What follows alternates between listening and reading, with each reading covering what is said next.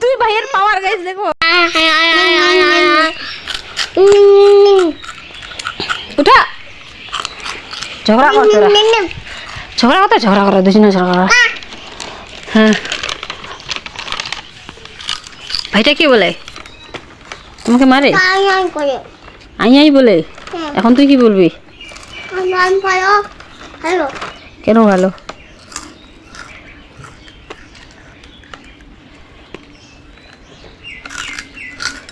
দেখো এরা তখন থেকে শুধু ঝগড়া করে যাচ্ছে ভাই আর দাদা, তাই না? তুই দাদাটাকে কেন মারিস? কেন মারলি দাদাটাকে?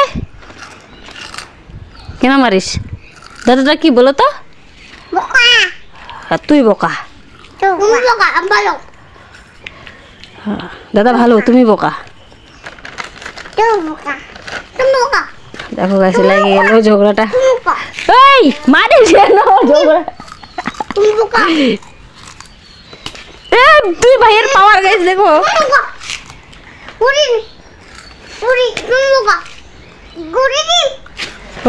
ঘুরি দেওয়া কি ওই ব্যবহারটা আবার দেখো ঝগড়াটা কিরকম হয়েছে। একজনকে টাইনে নিলাম আর একজন ঝগড়া করা ভালো না। এখন তো গাইস সিন্টুটা মারার আগে এদের ঝগড়াটা দেখলাম, তাই মারিস না আবার ঝগড়া লাগে। তো এদেরকে নিয়ে আমি কি করবো, আর মা তো নেই। কি নাও শেষ তো গাইস, খালি প্যাকেট দেখ। আর অন্য নাও নেই তো, অন্য নাই নেই, লুকায় রাখছে ভাইটা দাদাটা। তো গাইস এদের ঝগড়া তোমাদেরকে দেখাচ্ছি, এরপরে আমরা একটু করি ভাই না রাস্তাকে নিয়ে পুরোটা তোমাদের সঙ্গে শেয়ার করতেছি আজকে। এদের দুজনের সঙ্গে থেকে না আমার অবস্থা পুরো টাইট হয়ে যায়।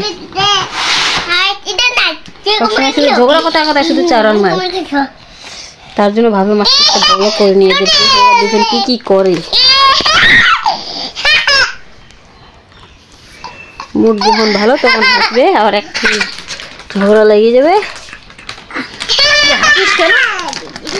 ও তুমি হাসো কেন? কেন ছিঁড়ে দেবো? এখনই আবার ঝগড়া করবি না আরো নিয়ে, ওটা ভালো? এর ব্যবহারটা খুব খারাপ। যখন ভাইকে মারে তখন ভাই পড়ে যাবে, ভাই মারলে তো দাদা ছাড়বেই না। এটা ভাইটা ছোট পেয়ে তো ওকে করে দেবো। ভাই খুশিটা গাছ দেখো কি। হ্যাঁ এটা কি কি হয়েছে? না উড়েছে ও নাইট জ্বলে। চলো এখন অন্য জায়গায় যাবো, বাড়িতে থাকবো না, বাইরে যাবো। মাটা কোথায় গেছে রে বাবা?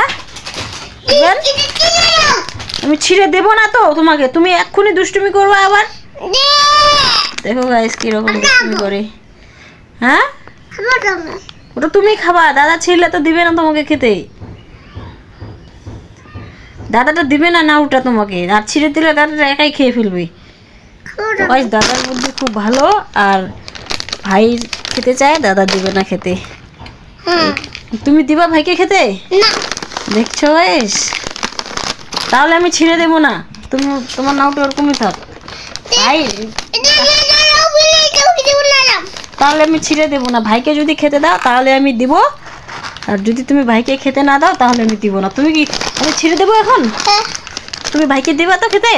না আমি একটা দেবো, মানে ভাইকে দেবো একটা, শুধু একটাই? শুধু একটাই। একটা দিলে তো আমি দেবো না ছিঁড়ে। একটা দিবা? না আমি দিব না। তাহলে আমি সবগুলো দেবো। সবগুলো দিবা?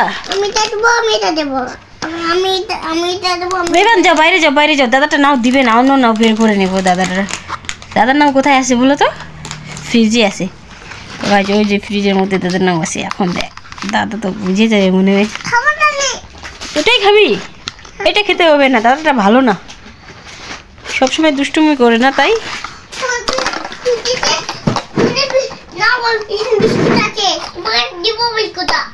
শুধু বিস্কুট দিবা? কেন তুমি বাকি নাও দিবা না?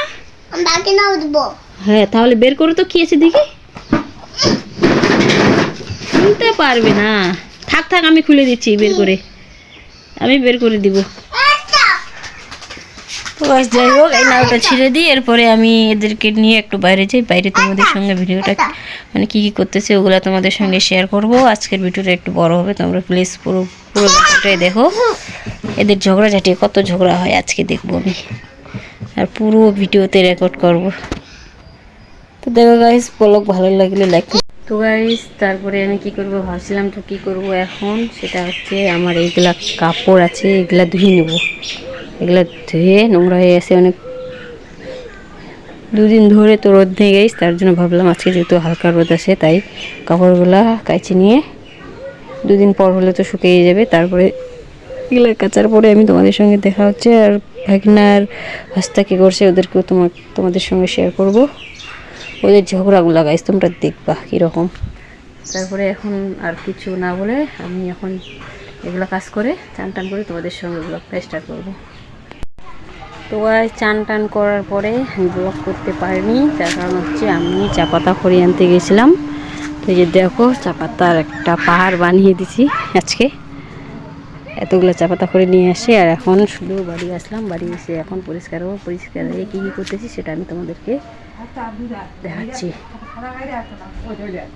তারপরে আমার বাবা আসলো, বাবা এসে একটা কি জিনিস নিয়ে আসলো, ভাগিনা আমাকে বললো, তাই আমি ঘরে গেলাম সোজা। আর কি নিয়ে আসে আমি তোমাদেরকে সেটা দেখাচ্ছি। এইটা আমাকে এনে দিল, এই কাগজের ভিতরে কি আছে আমি এটা তোমাদেরকে আনবক্সিং করে দেখাচ্ছি। আগে এই কাটারটা খুলি। আর এটা আমার বাবা নিয়ে আসছিলো কাজ থেকে, কাজের ওখানেই বাবাদেরকে দিয়েছিল।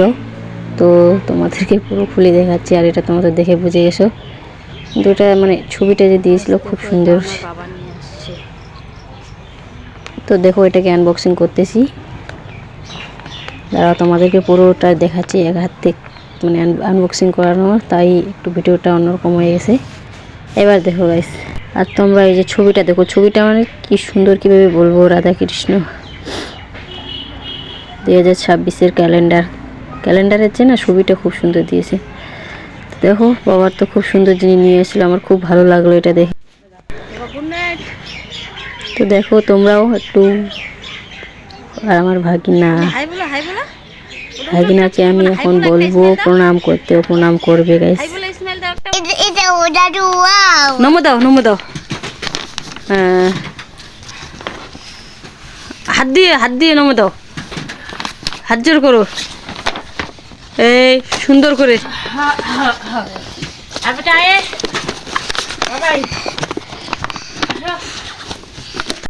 তো গাইস আজকের ব্লগটা এখানে, কেমন লাগলো ব্লগটা তোমরা কমেন্টে বলবে। তোমাদের সঙ্গে দেখা হচ্ছে নেক্সট ব্লগে তাহলে।